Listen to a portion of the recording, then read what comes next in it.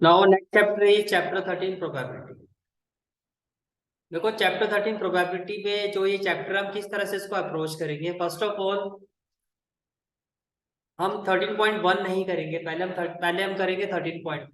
इसका रीजन क्या है? जो 13.1 है आपका, उसका जो कंसेप्ट है वो है कंडीशनल प्रोबेबिलिटी, और इसका जो डेरिवेशन है वो 13.2 के कंसेप्ट से ही होता है। तो आइडियली ऑर्डर वाइज पहले आपको क्या करना चाहिए? 13.2, फिर हम करेंगे 13.1। पहले ये बात क्लियर हो गई, ठीक है। अब प्रोबेबिलिटी का जो बेस आपका स्टार्ट हुआ था, कहां से आपने इसको पढ़ना शुरू किया था? क्लास 9 से, मैं राइट? वहां आपने जो प्रोबेबिलिटी पढ़ी थी उसको कहते हैं स्टैटिस्टिकल अप्रोच। क्लास 9 की प्रोबेबिलिटी जो होती है वो किस पर बेस्ड थी? Statistical approach. इसमें सब कुछ गिवन होता था। लाइक आपने कॉइन को 2 बार टॉसअप किया तो हेड आपका 1 बार आया है, टेल आपका 2 बार आया है, तो हेड आने की प्रोबेबिलिटी बताओ। सब कुछ गिवन होता था, आपको सिर्फ फॉर्मूला अप्लाई करना होता। फिर आप आए क्लास 10 में। क्लास 10 में जो आपकी अप्रोच थी वो थी क्लासिकल अप्रोच। क्लासिकल अप्रोच में आप एक फॉर्मूला अप्लाई करते हो, जिसको हम कहते हैं number of favourable outcome upon total number of outcome. जैसे कि मान लो एक बैग है, इसमें 2 रेड बॉल है और 3 इसमें ग्रीन बॉल है। आपको कहा जाए कि भाई आपने बॉल को बिना देखे आपने निकाला, और वो जो बॉल है वो रेड कलर की है, तो आपके फेवर में कितनी बॉल है? 2। और टोटल बॉल कितनी है? 5। इसको बोलते हैं क्लासिकल। इसमें आपको डाटा गिवन नहीं है, इसमें इस तरह से आपको फेवरेबल और टोटल आउटकम का यूज करके आप इसको कर देते हैं। समझ में आ गया यहाँ तक? ठीक है। फिर आप क्लास 11th में आए, और क्लास 11th और क्लास 12th में जो प्रोबेब की अप्रोच होती है उसको हम कहते हैं एक्सियोमेट्रिक अप्रोच। अब एक्सियोमेट्रिक अप्रोच क्या होती है, कहाँ इसका यूज किया जाता है? भाई देखो, ये जो स्टैटिस्टिकल अप्रोच होती है, क्लासिकल थ्योरी जो आपने 9th और 10th में पढ़ा था, यहाँ पर एक चीज क्लियर होती थी कि जो भी आपको इवेंट्स गिवन होता था, डिफरेंट इवेंट लाइक हेड और टेल या कुछ भी होता था, उन सभी के होने के जो चांसेस होते थे वो क्या होते थे? इक्वली। क्या होते थे? इक्वली। लेकिन 11th और 12th में आपके पास ऐसे क्वेश्चंस भी होंगे जहाँ पे डिफरेंट इवेंट्स, जो गिवन प्रोबेबिलिटी का क्वेश्चन होगा उसमें उस इवेंट, जो भी डिफरेंट इवेंट्स होंगे उनके होने के चांसेस इक्वली भी होंगे या अनइक्वली भी होंगे। इक्वली वाले में तो आप इस अप्रोच का यूज कर सकते हो, लेकिन जब किसी भी इवेंट के होने के चांसेस इक्वली ना हो तो आपको किस अप्रोच का यूज करना पड़ता है? एक्सियोमेट्रिक। मैं आपको यही एडवाइस करूंगा, जब आप इस अप्रोच को अच्छे से सीख जाओगे तो आप हर क्वेश्चन में एक्सियोमेट्रिक के साथ जाओ। क्योंकि ये हर क्वेश्चन में जज करना या इतना टाइम नहीं होता कि आप देखो कि भाई यहाँ पर इक्वली आउटकम है या नहीं है। किसी क्वेश्चन में जज करना इतना आसान नहीं है। पहले समझो मेरा मतलब क्या है इस बात से। इस बात से मेरा मतलब ये है, जैसे कि 2 कॉइन का आप सैंपल स्पेस बनाओ, तो यही होगा ना, या तो हो सकता है 2 बार हेड आ जाए, एक पहले हेड आ जाए फिर टेल आ जाए, पहले टेल फिर हेड, या दोनों बार क्या आ जाए? टेल आ जाए। अब देखो, अब आपसे ये कहा जा रहा है भाई इस इवेंट के होने के चांसेस क्या है कि 2 बार हेड आ जाए, तो आप कहोगे 1/4। इस इवेंट के होने के चांस की प्रोबेबिलिटी क्या है? ये भी आप कहोगे 1/4। पहले टेल फिर हेड आ जाए, इसकी प्रोबेबिलिटी क्या होगी? आप कहोगे 1/4। और दोनों बार टेल आ जाए, इसकी चांसेस भी क्या? 1/4। तो सभी इवेंट के इक्वली आउटकम है, ये मानते हो? ठीक है। अब थोड़ा सा अगर मैं इसमें ट्विस्ट कर दूं, मैं आपको ये कह दूं कि अगर हेड आता है, अगर हेड आता है तो आप क्या करोगे? आप पॉइंट को टॉस करो। बट अगर टेल आता है तो आप क्या करोगे? आप डाई को थ्रो करोगे। ये बात समझ में आ रही है? मैंने क्या कहा? अगर हेड आता है तो आप क्या करोगे? कॉइन को टॉस अप करोगे। लेकिन टेल आता है तो फिर आप क्या करोगे? डाई को थ्रो करोगे। तो हेड आने के केस में आपने क्या किया? कॉइन को टॉस अप किया, तो हो सकता है हेड के साथ हेड आ जाए, या हेड के साथ क्या आ जाए? टेल। ये क्लियर हो गया? अगर मान लो टेल आ गया तो टेल के साथ फिर आप किसको थ्रो करोगे? डाई को। हो सकता है टेल के साथ क्या आ जाए? 1 आ जाए, 2 आ जाए, 3 आ जाए, 4 आ जाए, 5 आ जाए, 6 आ जाए। अब मुझे ये बताओ, ओवरऑल इस इवेंट में कितने केसेस बन गए आपके? ओवरऑल 1 2 3 4 5 6 7 8। अब इन 8 इवेंट में से मैं आपसे कहूं कि भाई इसके होने की प्रोबेबिलिटी क्या होगी? आप यही कहोगे ना 1/8। इसकी भी क्या कहोगे? सभी की 1/8 है। अब देखो यहाँ पर हुआ क्या। अभी हमने ये देखा कि भैया 2 हेड आने की प्रोबेबिलिटी कितनी होती है? 1/4 होता ना। भाई 2 ही कॉइन तो टॉसअप हो रहे हैं, तो 2 हेड आने की प्रोबेबिलिटी कितनी होती है? 1/4। लेकिन यहाँ पर 2 हेड आने की प्रोबेबिलिटी कितनी बन गई? 1/8। क्या ये पॉसिबल है कि सेम इवेंट की अलग अलग प्रोबेबिलिटी हो जाए? पॉसिबल ही नहीं है। 2 हेड आने की प्रोबेबिलिटी हमेशा क्या होगी? 1/4 ही होनी चाहिए, लेकिन यहाँ 1/8 है। तो इस अप्रोच के साथ अगर हम जाते हैं, जो अभी तक हम सीखते हुए हैं, तो यहाँ आके आपका ये मेथड फेल होगा। यहाँ के आपको क्या दिख रहा है कि 2 हेड आने की प्रोबेबिलिटी 1/4 की जगह क्या बन गई? 1/8। तो कैसे अप्रोच करना है अब आप ये सीखो। देखो,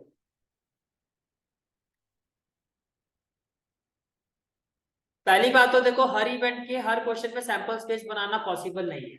अब हम ये भी सीखेंगे कि अगर सैंपल स्पेस हम बना सकते हैं तो कैसे अप्रोच करना है, वो आपको काफी हद तक पता है। लेकिन अगर सैंपल स्पेस बनाना पॉसिबल नहीं, जैसे कि आपने डाइस को 3 बार टॉसअप किया, 3 बार थ्रो किया, तो 6 × 6 × 6 कितने सैंपल स्पेस बनेगा? 2 1 6। क्या आप ये लिखोगे? आप 2 1 तो पेपर में यही करते रहना है, पॉसिबल ही नहीं है। ठीक है, तो अगर सैंपल स्पेस गिवन नहीं है तो कैसे क्वेश्चन में आगे बढ़ना है? सैंपल स्पेस की अगर आप बना सकते हो या गिवन है तो कैसे आगे बढ़ना है, वो आप सीखेंगे। ये क्लियर हो गया? फिर मैंने क्या कहा कि जो भी इवेंट है वो इक्वली होने के चांस, इक्वली लाइकली आउटकम्स है उसमें, या नॉट इक्वली लाइकली आउटकम है, ये भी आपके क्वेश्चन में आपको देखना होगा। और किस तरह से आप अप्रोच करोगे, आप देखो। अब मैं इसके लिए केस ले रहा हूँ आपका, और मैं आपको समझा रहा हूँ एक्सोमेटिक अप्रोच कैसे लगाई जाती है। देखो, ये तो आपको पता, अगर 2 कॉइन को आप टॉसअप करोगे तो 2 बार हटाने की, मतलब इसमें यही 4 केसेस बने, तो 2 हटाने की प्रोबेबिलिटी क्या होगी? 1/4 1/4 1/4 1/4। ये क्लियर हो गया? ठीक है, फिर मैंने कहा अगर हेड आता है तो आप कॉइन को टॉसअप करो। तो अगर हेड आता है, आपने कॉइन को टॉसअप किया, हो सकता है हेड के साथ हेड आ जाए, हो सकता है हेड के साथ क्या आ जाए? टेल आ जाए। मैंने कहा टेल आता है तो आप कॉइन को टॉसअप करो। फिर आपने कहा टेल के साथ हो सकता है हेड आ जाए, टेल के साथ क्या हो जाए? टेल आ जाए। एक्सोमेटिक अप्रोच कैसे कैलकुलेट की जाती है वो देखो आप। कैन आई से दैट किसी भी कॉइन को जब हम टॉसअप करते हैं सिंगल थ्रो में, तो उसमें हेड आने की प्रोबेबिलिटी 1/2 होती है, और टेल आने की प्रोबेबिलिटी भी 1/2 होती है। ये मानते हो? होता है ना ऐसा? ठीक है, अब अगर मैं इस हेड के बाद फिर कॉइन को टॉसअप करता हूँ, तो हेड के साथ फिर हेड आने की प्रोबेबिलिटी कितनी होगी? 1/2। या हेड के साथ टेल आने की प्रोबेबिलिटी क्या होगी? 1/2। ये क्लियर हो गया? क्लियर हो गया यहाँ तक? ठीक है, एक्सियोमेटिक अप्रोच क्या कहती है कि जो भी इंडिविजुअल इवेंट्स होते हैं, इंडिविजुअल इवेंट्स, उनका प्रोडक्ट, उनका जो इंडिविजुअल इवेंट्स होता है उनका क्या निकालो? उनकी प्रोबेबिलिटी का प्रोडक्ट करो। तो अगर इस हेड आने की प्रोबेबिलिटी कितनी थी? 1/2। इस हेड के साथ फिर हेड आ जाए, इसकी प्रोबेबिलिटी कितनी थी? 1/2। दोनों का प्रोडक्ट कर दिया तो कितना आ गया? 1/4। क्या आ गया? 1/4। इस हेड आने की प्रोबेबिलिटी कितनी थी? 1/2। और इस हेड के साथ फिर सेकंड टाइम में टेल आ जाए, इसकी प्रोबेबिलिटी कितनी थी? 1/2। दोनों को मल्टीप्लाई कर दिया तो हेड के बाद टेल आने की प्रोबेबिलिटी क्या होगी? 1/2 × 1/2। ये हो गया 1/2। ऐसे स्केल आने की प्रोबेबिलिटी कितनी थी? 1/2। इस टेल के साथ हेड आ जाए, इसकी प्रोबेबिलिटी कितनी है? 1/2। तो टेल के साथ फिर हेड आ जाए, इसकी प्रोबेबिलिटी क्या होगी? 1/2 × 1/2 1/4। ये क्लियर? ये क्लियर है? ठीक है, फिर टेल आ जाए, टेल के साथ फिर दोबारा टेल आ जाए, यानी कि फर्स्ट टाइम में भी टेल, सेकंड टाइम में भी टेल, इसकी प्रोबेबिलिटी क्या होगी? इंडिविजुअल 1/2 × 1/2 1/4। तो एक्सियोमेटिक अप्रोच से भी अगर आप जाओगे तो देखो वही आ रही है ना आपकी प्रोबेबिलिटी, 1/4 1/4 1/4 1/4। पर क्या ये समझ में आया कि फर्क क्या होता है? जब हम एक्सियोमेटिक अप्रोच अप्लाई करते हैं तो जो भी इंडिविजुअल इवेंट्स होते हैं उनके प्रोडक्ट निकालने होते हैं प्रोबेबिलिटी। और आप चेक भी कर सकते हो जितने भी आपके इवेंट है, इन सबका सब किसके इक्वल आना चाहिए? ये तो आपको छोटी क्लासेस से, यहाँ तक कुछ बात समझ में आई कि एक्सियोमेटिक अप्रोच में क्या होता है? इंडिविजुअल इवेंट्स के साथ हम आगे जाते हैं। ठीक है, अब देखो 13.2 का जो कंसेप्ट है, मैंने क्या कहा? पहले हम कौन सी एक्सरसाइज करेंगे? 13.2। ये कंसेप्ट क्या कहता है? When sample space is not given. अब इसको स्टार्ट करने से पहले मैं आपको ये बता देता हूँ, ये आप 11th क्लास में पढ़ चुके हो। अगर एंड लिखा होता है तो इसका मतलब हम क्या करते हैं? मल्टीप्लाई। और का मतलब क्या होता है? प्लस। ये बात क्लियर है? ठीक है, जैसे ए एंड बी, तो इसका मतलब क्या हो गया? मल्टीप्लाई। ए और बी, तो इसका मतलब क्या हो गया? प्लस। ठीक है, अब एक एग्जांपल देखो आप। एग्जांपल ये है आपका, व्हेन वी टॉस 6 कॉइन। कितने कॉइन्स को हमने टॉस अप किया? 6 coin. What is the probability of getting tail in 6 toss? अब आपसे पूछा जा रहा है कि 6 टॉस में टेल आ जाए, इसकी प्रोबेबिलिटी क्या होगी? भाई जब आप फर्स्ट टाइम, आपको ये तो पता ना एक कॉइन को टॉस अप करने में कितने पॉसिबल केसेस होते हैं, 2। तो जब 6 कॉइन्स को टॉस अप करोगे तो 2⁶। अब क्या 64 सैंपल स्पेस बनाना पॉसिबल है? नहीं। तो इस क्वेश्चन में आपको क्लियर है कि सैंपल स्पेस तो नहीं बनेगी। तो विदाउट सैंपल स्पेस आप कैसे इसको अप्रोच करोगे? तो देखो, कैन आई से दैट जब आप एक कॉइन को टॉस अप करोगे तो हो सकता है उसमें हेड आ जाए या टेल आ जाए। सेकंड टॉस में हो सकता है फिर हेड या टेल आ जाए, थर्ड में भी हेड या टेल, फोर्थ में भी हेड या टेल, फिफ्थ में भी हेड या टेल। लेकिन सिक्स्थ वाले टॉस में सिर्फ और सिर्फ टेल ही आना चाहिए। कि पहले 5 टॉस में तो ये सारी पॉसिबिलिटीज है, लेकिन 6 टॉस में क्या होना चाहिए? क्या आना चाहिए? सिर्फ टेल। ये बात समझ में आ रही है? ठीक है। अब इस चीज पर थोड़ा सा और मैं डिफरेंट एग्जांपल देता हूँ, फिर इस पे वापस आता हूँ। देखो, एक बैग है, उसमें कितनी ग्रीन बॉल्स हैं? 4। और कितनी येलो बॉल्स हैं? 3। ठीक है। आपने पहले एक बॉल निकाला, फिर आपने दूसरी बॉल को निकाला। कितनी बॉलें निकाली आपने टोटल? 2। एरो पे मत जाना, मैं ये नहीं कह रहा हूँ कि दूसरी बॉल येलो होनी चाहिए। मैं कह रहा हूँ पहले आपने इस बैग से एक बॉल निकाली, फिर दूसरी बॉल निकाली। Forget about that. तो मान लो जो फर्स्ट बॉल आपने निकाली वो क्या थी? Green. Let the first ball drawn be green. तो ग्रीन बॉल आने की प्रोबेबिलिटी क्या होगी? 4/7 होगी। और मान लो सेकंड बॉल जो आपने ड्रॉ की वो क्या थी? येलो। सेकंड बॉल आपने जो ड्रॉ की वो क्या थी? येलो। अब देखो, इसमें मैंने 2 केसेस दे दिया आपको। एक केस में लिखा हुआ है विदाउट रिप्लेसमेंट, ये क्वेश्चन में लिखा होगा। और एक केस में लिखा हुआ है विद रिप्लेसमेंट। विदाउट रिप्लेसमेंट का मतलब ये है कि जो बॉल आपने बैग से निकाल दी है उसको आपने वापस नहीं रखा। तो जो भी फर्स्ट बॉल निकलेगी वो सेकंड बॉल की प्रोबेबिलिटी को अफेक्ट करेगी ना। तो कहने से इधर ये जो केस है वो डिपेंडेंट है। क्यों? अगर मान लो फर्स्ट बॉल जो है आपकी वो निकलती है कौन सी? ग्रीन। कौन सी? ग्रीन। तो फर्स्ट बॉल की प्रोबेबिलिटी क्या होगी? 4/7। लेकिन जो बॉल आपने निकाली है क्या दोबारा रखोगे उसको? उसको रिप्लेस नहीं करना है, तो आपने नहीं रखा। आप टोटल बॉल कितनी रहेगी? 6। इन दैट केस अगर दूसरी बॉल येलो निकालोगे तो क्या होगा? 3/6 होगा ना। मान लो तो फर्स्ट बॉल निकली आपकी वो क्या थी? येलो। वो क्या थी? येलो। तो येलो बॉल अगर निकलती है तो फर्स्ट बॉल आने की प्रोबेबिलिटी क्या होगी? 3/7। और मान लो फिर सेकंड बॉल जो आपने निकाली वो भी येलो थी। अब सेकंड बॉल आने की प्रोबेबिलिटी क्या होगी? 3/6 होगी या 2/6 होगी? 2/6। तो फर्स्ट बॉल जो भी है वो सेकंड बॉल वाली प्रोबेबिलिटी को इफेक्ट कर रही है ना। यानी कि फर्स्ट बॉल वाला जो केस है, सेकंड बॉल वाली प्रोबेबिलिटी और कहीं ना कहीं ये जो है वो फर्स्ट बॉल पे डिपेंड कर रही है। तो विदाउट रिप्लेसमेंट का मतलब ये हो गया कि ये डिपेंडेंट इवेंट है। अगर ये क्वेश्चन में लिखा हो ना विदाउट रिप्लेसमेंट, तो आपके माइंड में क्या आना चाहिए? इवेंट कैसा है? डिपेंडेंट। लेकिन अगर क्वेश्चन में लिखा हुआ है विद रिप्लेसमेंट, क्या लिखा हुआ है? With replacement. या क्वेश्चन साइलेंट है तो भी आप मान लो कि विद रिप्लेसमेंट। अगर क्वेश्चन साइलेंट भी है तो भी फिर आप क्या मानोगे कि वो कौन सा केस है? विद रिप्लेसमेंट, क्योंकि इसको लिए स्पेसिफिकली आपको कहा जाएगा।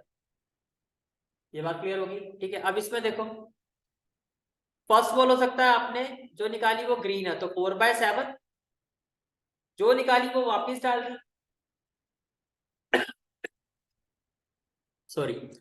तो सेकंड बॉल जो आपकी निकलेगी वो उसकी प्रोबेबिलिटी क्या होगी? 3/7। तो क्या इसमें इसकी प्रोबेबिलिटी जो इस पर डिपेंडेंट है? नहीं है। दोनों अपने आप में इंडिविजुअल है। समझ में आ रही है बात? ठीक है। भाई ये भी टोटल बॉल 7 ही है, इसमें भी 7 है, लेकिन इसमें क्या है? जो बॉल पहले निकलेगी वो एक बॉल सेकंड वाले केस में क्या हो जाएगी? फिर कम हो जाएगी। उसमें टोटल इवेंट्स में फर्क आ जाए। समझ में आ रहा है? ठीक है। अब देखो, नेक्स्ट क्या कंसेप्ट है आपका? We can find probability on following concept by sample space और विदाउट सैंपल स्पेस। चाहे डिपेंडेंट इवेंट है चाहे इंडिपेंडेंट इवेंट है, दोनों ही केसेस में प्रोबेबिलिटी निकालने के हमारे पास 2 मेथड होते हैं। एक होता है डायरेक्ट मेथड, एक होता है theorem by theorem, by using of theorem. इसको हम कहते हैं शॉर्टकट मेथड। इंडिपेंडेंट वाले केस में भी हमारे पास 2 मेथड होते हैं, direct method by using of theorem, जिसको हम कहते हैं शॉर्टकट मेथड। अब क्या होता है ये समझो। आप देखो, सेम मैं वैसे ही केस ले रहा हूं आपका।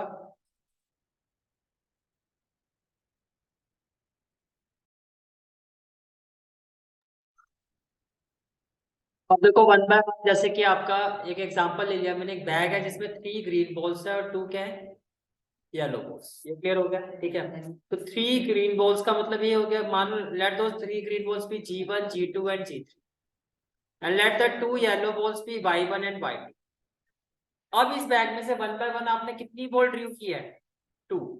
कितनी बॉल ड्रू की है, 2। ये क्लियर होगी, ठीक है। तो पहला केस क्या हो गया, विद रिप्लेसमेंट। विद रिप्लेसमेंट का मतलब क्या बताया था कि जो बॉल आप निकालोगे वो वापस डाल दोगे, तो इस केस को इंडिपेंडेंट कहते हैं, डिपेंडेंट कहते हैं, इंडिपेंडेंट। अगर विद रिप्लेसमेंट है तो वो इंडिपेंडेंट। ये क्लियर हो गया। तो पहले केस में मैं आपको करा रहा हूँ कि अगर इस क्वेश्चन को सैंपल स्पेस के साथ करेंगे तो कैसे करें। तो अगर मैं इसका सैंपल स्पेस बनाऊं तो देखो पहले मैं G1 को फिक्स कर रहा हूँ, यानी कि फर्स्ट पोजीशन पे जो बॉल निकल रही है हम ये मान रहे हैं कि वो क्या होगी, G1। अब हो सकता है G1 के साथ जो सेकंड बॉल हो वो क्या हो, Y1। G1 के साथ हो सकता है जो सेकंड बॉल आए वो आपकी क्या हो सकती है, Y2। एक कॉम्बिनेशन ये भी हो सकता है। हो सकता है G1 के साथ जो बॉल हम फाइंड कर रहे हैं वो आपकी क्या हो, G2। हो सकता है। हो सकता है G1 के साथ जो बॉल हम फाइंड कर रहे हैं वो क्या हो, G3। हो सकता है फर्स्ट अटेम्प्ट में भी G1 आए, सेकंड अटेम्प्ट में भी G1। पहले बताओ, ये क्लियर हो गया। तो G1 के कितने केसेस हो गए, 1 2 3 4 5, इसमें कोई doubt. Can I say that same ऐसा आपका किसके केस में होगा, G2, 1 2 3 4 5। सेम ऐसा किसके साथ होगा कि फर्स्ट बॉल आपकी मान लेते हैं हम G3 है, उसके साथ फिर 1 2 3 4 5 5 केसेस होंगे। यहाँ तक कोई डाउट तो नहीं है। अच्छा ये भी तो हो सकता है कि फर्स्ट बॉल जो हम फाइंड कर रहे हैं हो सकता है वो Y1 हो, तो Y1 के साथ भी क्या हो सकता है, G1। Y1 के साथ G2, Y1 के साथ G3, Y1 के साथ Y2 या Y1 के साथ Y। तो इसमें भी कितने केस हो गए आपके, 5। ऐसे Y2 के साथ तो टोटल अगर मैं आपसे सैंपल स्पेस पूछूं यहाँ पर कितने होंगे, 5 5 5 5 5। तो मैं बोलूँ टोटल 25 सैंपल स्पेस बनेंगे। अगर सैंपल स्पेस के साथ मैं इस क्वेश्चन को करूंगा तो 25 सैंपल स्पेस करेंगे, ठीक है। अब आप ये देखो,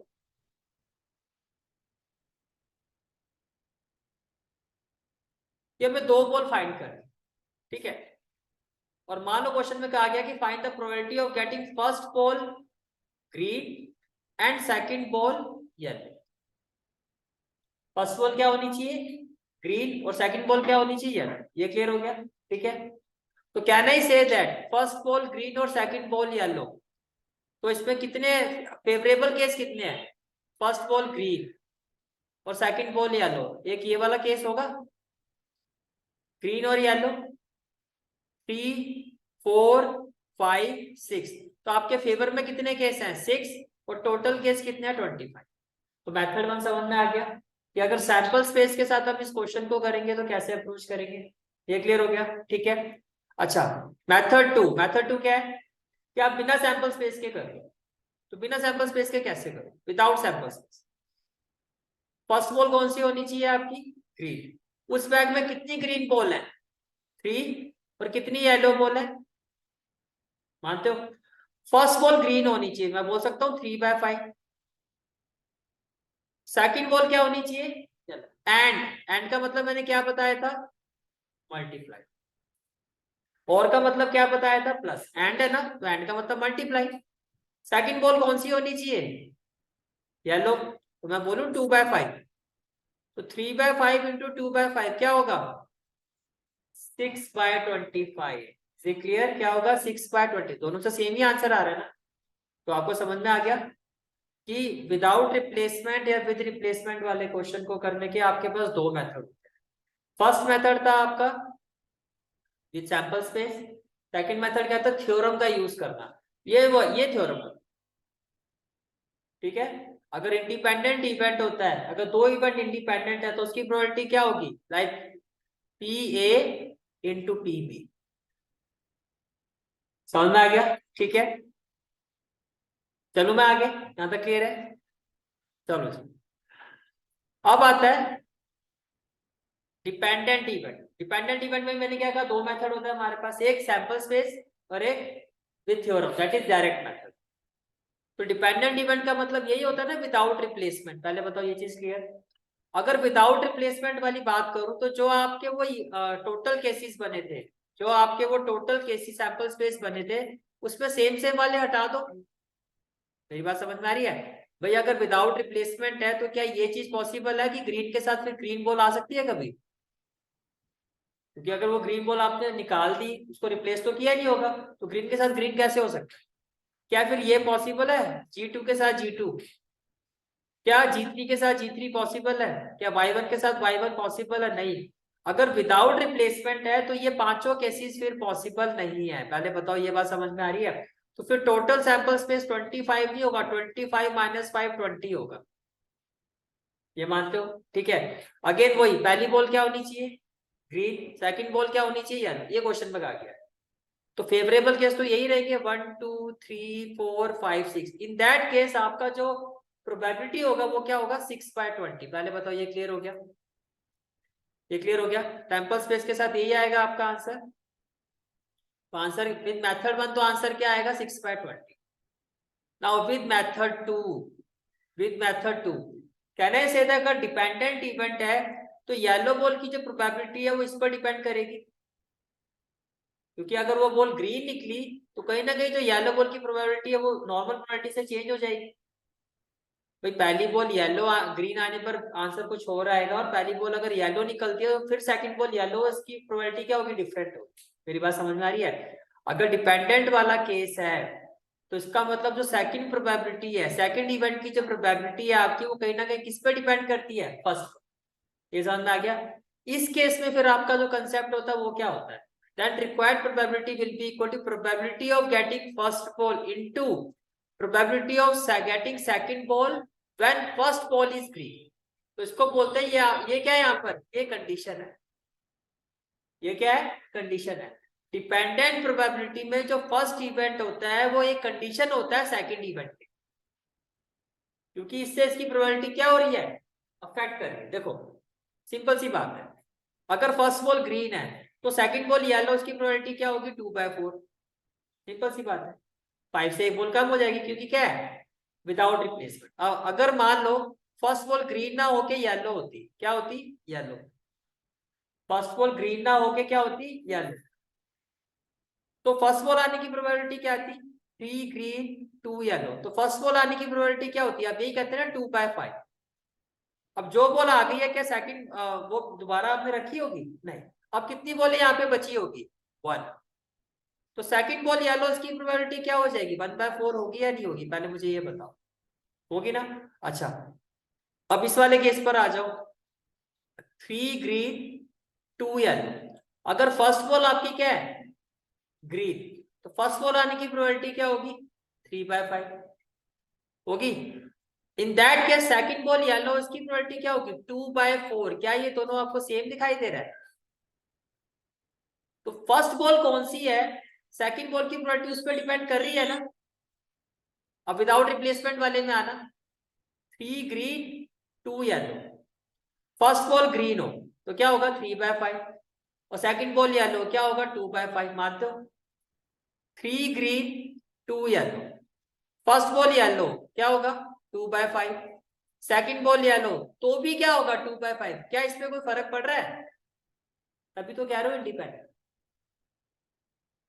क्योंकि जो बॉल आप निकाल रहे हो वापिस डाल रहे हो। तो सेकंड बॉल की प्रोबेबिलिटी कुछ भी निकालोगे वो 2, अगर वो येलो होनी चाहिए तो 2/5 ही आनी है, उसमें तो फर्क ही नहीं पड़ेगा।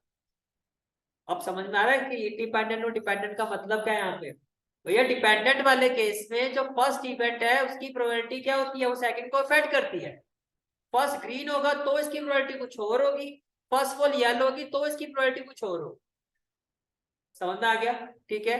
तो इन दैट केस इसका मतलब क्या हुआ? जो मेथड 2 होता है इसका मतलब क्या हुआ? देखो इसका मतलब ये हुआ, in independent case, independent case में जब हम प्रोबेबिलिटी निकालते हैं उसको कहा जाता है पी ऑफ ए इंटरसेक्शन। क्या कहा जाता है? P of A intersection. Dependent case में भी जब हम प्रोबेबिलिटी निकालेंगे, मतलब कि फर्स्ट एंड सेकंड जब आप बोलते हो तो उसका मतलब भी क्या होता है? P of A intersection. And का मतलब मैंने कहा ना क्या होता है? मल्टीप्लाई। और वैसे एंड को क्या कहते हैं? ये आपने 11th क्लास में पढ़ा था। एंड का मतलब होता है इंटरसेक्शन, और का मतलब होता है यूनियन, अगर आपको कुछ याद आ रहा हो, थोड़ा बहुत पढ़ा हो तो। ठीक है, क्लियर हो गया? तो इंडिपेंडेंट केस में भी हम क्या कहेंगे? P of A intersection B. Dependent case में भी हम क्या कहेंगे? P of A intersection B. पहले बताओ ये बात क्लियर है? ठीक है। फर्स्ट बॉल ग्रीन और सेकंड बॉल येलो, तो उसकी प्रोबेबिलिटी बाय इंडिपेंडेंट केस क्या होगी, probability of first ball green into probability of second ball yellow. लेकिन डिपेंडेंट केस में ये जो प्रोबेबिलिटी होगी क्या, कि फर्स्ट बॉल क्या हो आपकी ग्रीन और सेकंड बॉल क्या हो येलो, ये क्या होगी probability of getting first ball green into probability of getting second ball yellow when first ball is green. ये मेंशन करना जरूरी है क्योंकि इसकी वजह से इसकी प्रोबेबिलिटी जो है डिपेंड करती है। फर्स्ट बॉल ग्रीन होगी तो सेकंड बॉल की प्रोबेबिलिटी क्या होगी, ये यहाँ पर मेंशन करना जरूरी है क्योंकि सेकंड अगर फर्स्ट बॉल ग्रीन की जगह येलो तो ये प्रोबेबिलिटी कुछ और हो जाएगी। तो इसका मतलब इस इवेंट के लिए ये कंडीशन बन गया। ये क्या होगा, ये किस पर डिपेंड कर रहा है पूरी तरह से, फर्स्ट इवेंट पर। अगर ये चेंज होगा तो ये वैल्यू भी चेंज हो जाएगी। समझ में आ रहा है, ये क्लियर हो गया यहाँ तक, ठीक है। इसका मतलब ये हुआ कि for independent event probability of A intersection B वो किसका इक्वल होता है, P of A into P of B. But for dependent event probability of A intersection B is equal to probability of event A into probability of event B. और ये किस पे depend कर रहा है, प्रोबेबिलिटी ऑफ इवेंट ए। तो जिस पर वो डिपेंड कर रहा है उसको नीचे लिखा जा रहा है कि इस इवेंट की होने की प्रोबेबिलिटी क्या होगी व्हेन इवेंट ए हैपेंस।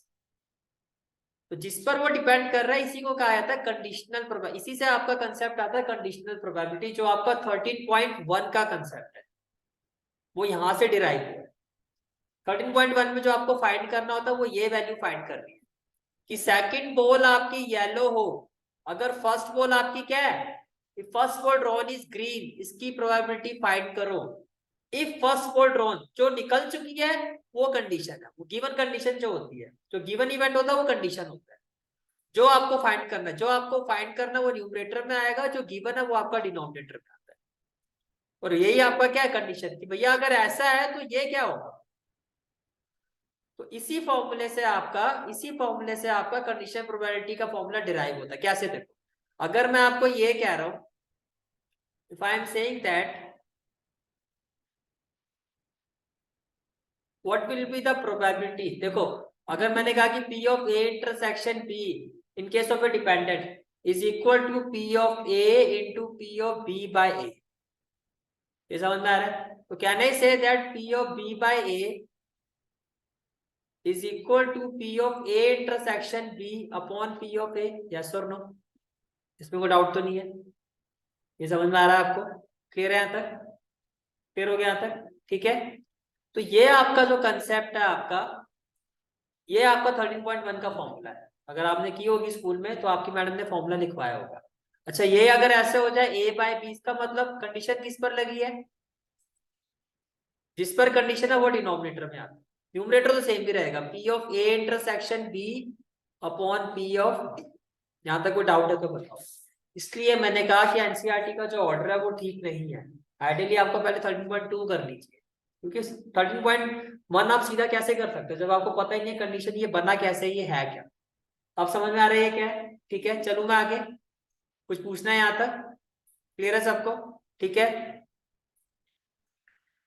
अच्छा, नॉर्मल केस में ये आपको याद होगा, आपने सेट चैप्टर पढ़ा था, तो आपने वहां पे पढ़ा था ए यूनियन बी, फिर आपने यही सारा जो कंसेप्ट है आपने किस पे पढ़ा था, प्रोबेब में आपने ये पढ़ा था।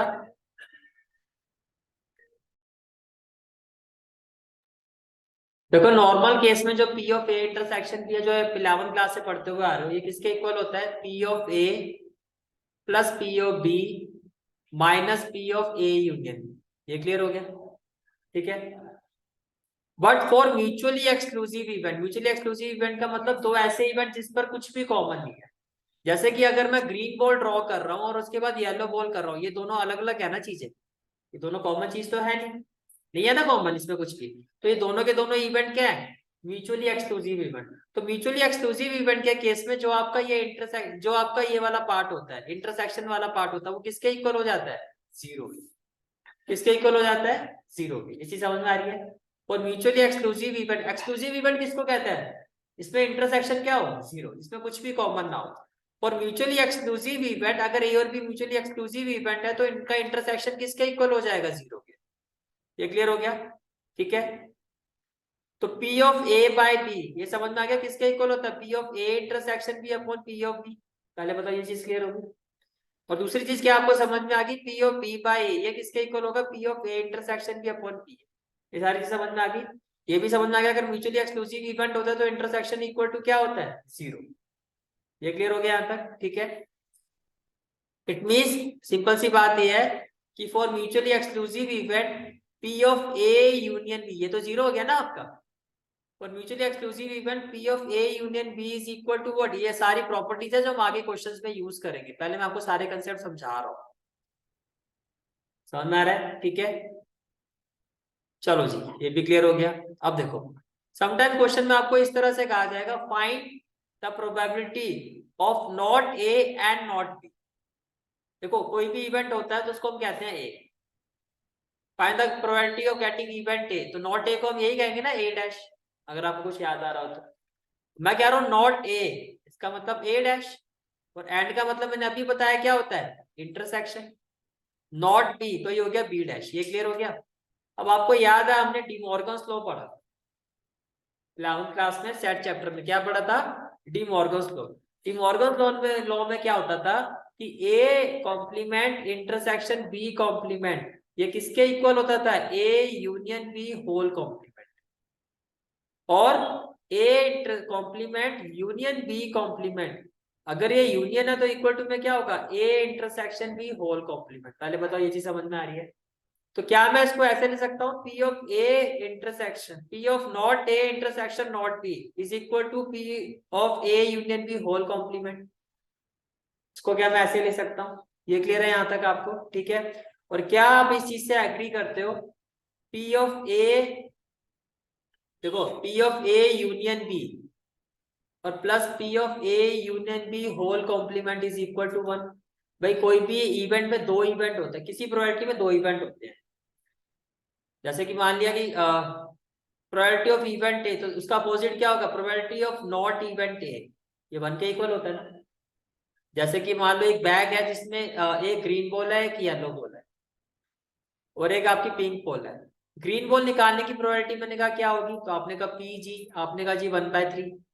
मैंने कहा ग्रीन बॉल ना हो इसकी प्रोबेबिलिटी क्या होगी, आपने कहा भाई इन दोनों में से कोई भी निकाल दो, दैट इज 2/3। एग्री करते हो।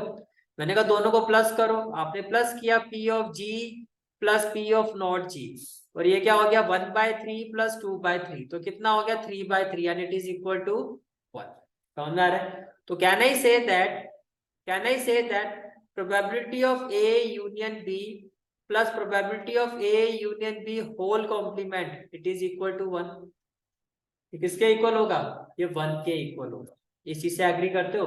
तो कैन आई से दैट अगर मुझे इसकी वैल्यू निकालनी है, इसकी वैल्यू निकालनी है, तो मैं बोल सकता हूँ probability of A union B whole complement is equal to 1 minus probability of A union B. बोलो यस और नो, क्लियर हो गया यहाँ तक। तो ये समझ में आ गया, इसका मतलब probability of not A and not B या neither A nor B all are same statement is equal to 1 minus probability of A union B is equal to 1 minus probability of A union B. Is it clear, ठीक है। इसी तरह से अगर ये कहा जाता है नॉट ए और, अब क्या आ गया और, नॉट ए और नॉट बी, एंड का मतलब क्या था इंटरसेक्शन, और का मतलब क्या होता है यूनियन, कुछ याद आ रहा है। सेम वही चीज होगी, प्रोबेबिलिटी ऑफ नॉट ए का मतलब ए डैश, और का मतलब क्या हो गया यूनियन, और नॉट बी का मतलब क्या हो गया बी डैश। ये क्लियर हो गया। By De Morgan's law probability of A not A union not B, मैं इसको ले सकता हूं A intersection B whole complement, और फिर इसको क्या ले सकता हूं 1 minus P of A intersection B. समझ में आ रहा है। तो जब हम सॉल्व करेंगे, डिपेंड करता है क्वेश्चन में क्या गिवन है। मोस्ट प्रोबेबली जो क्वेश्चन में होता है, जैसे हम इस वैल्यू को हम इस वैल्यू से सॉल्व करेंगे, क्योंकि ये चीजें आपको पता कैसे फाइंड करें। आपको पता ना फॉर्मूला होता है P of A plus P of B minus P of A union B equal to P of A intersection B. तो क्वेश्चन में ये गिवन होगा, ये गिवन होगा, ये जरा निकल जाएगा। ये समझ में आ रहा है। जैसे मेरी ये वैल्यू आ जाएगी मैं इसमें पुट करके मेरा आंसर आ जाएगा। पर इसके लिए आपको पता होना चाहिए कि ये वैल्यू एक्चुअल में किसके इक्वल होगी। ये आपको डायरेक्टली नहीं गिवन होगा, हम इसी का यूज करें। तो ये बना कैसे मैं ये आपको बताऊं। बोलो भैया क्लियर हो गया? ठीक है, ये समझ में आ गया। P of A and B का मतलब ए इंटरसेक्शन बी, एंड का मतलब इंटरसेक्शन, और का मतलब union. P of A and not B, A हो गया, एंड हो गया, एंड का मतलब क्या intersection, dot B, B dash. ये क्लियर हो गया? इसका मतलब आप यही कह रहे हो ना, ओनली ए होना चाहिए पर बी नहीं होना चाहिए। इसका मतलब क्या हो गया, ओनली ए। अब कुछ याद आएगा आपको, सेट वाले चैप्टर से आपको याद होगा, ओनली ए का मतलब क्या हो गया, ए माइनस बी। कुछ याद आ रहा है? ओनली ए का मतलब क्या होता था, ए माइनस बी। भैया जो कॉमन वाला पार्ट है ए में बी का वो हटाओ। जैसे अगर ए में 1 2 3 है और बी में 2 4 है, तो ए माइनस बी में क्या होगा, 1 और 3। जो कॉमन वाला पार्ट है वो हटा दो ए में से, ये होता है ए माइनस बी। तो ये ओनली ए यही है ना। अगर सिर्फ ए की बात करते तो 1 और 3। समझ में आ रही है? ठीक है, तो पी ऑफ, अगर आपको ये कहा जाता है कि भैया probability of A and not B, तो आपको क्या फाइंड करना है, ए इंटरसेक्शन नॉट बी का मतलब बी कॉम्प्लीमेंट या बी डैश। ये क्लियर हो गया? ठीक है, एंड फिर आपको पता है इंडिपेंडेंट इवेंट में क्या होता है, ए इंटरसेक्शन बी किसके इक्वल होता है, P of A into P of B, यही होता है ना। तो P of A intersection B not किसके इक्वल होगा, P of A into P B. Is it clear? इसी तरह से पी ऑफ ए और बी किसके इक्वल होगा, P of A union B, P of A union B. अब अगर क्वेश्चन में क्या आ जाता है, इधर ए और B it is equal to at least 1, इसका मतलब पी ऑफ ए यूनियन बी। ये समझ में आ रहा है? इधर ए, या तो ए हो या बी हो, इसका मतलब आपको फाइंड क्या करना है, इसका मतलब आपको फाइंड करना भाई, नीदर ए नॉट बी में क्या फाइंड करना था, A intersection B, A not intersection B not, यही फाइंड करना था ना। तो अगर इधर ए और बी, इधर ए और बी का मतलब आपको फाइंड करना है A union B, A union B. तो ए यूनियन बी कैसे फाइंड करोगे, ये आप 11th क्लास से पढ़ रहे हो। A union B is equal to what, P of A plus P of B minus P of A intersection B. Is it clear? ठीक है, तो ये आपका पूरा इंट्रोडक्शन था। अब इसमें मैंने आपको दो एक्सरसाइज के कंसेप्ट करवा दिए, 13.1 as well as 13.2. From the next class we'll proceed with the exercise 13.2, फिर हम करें 13. अब 13.1 13.2 दोनों का कंसेप्ट हो गया, अब हम सिर्फ क्वेश्चंस पर जाएंगे। समझ में आ गया? ठीक है,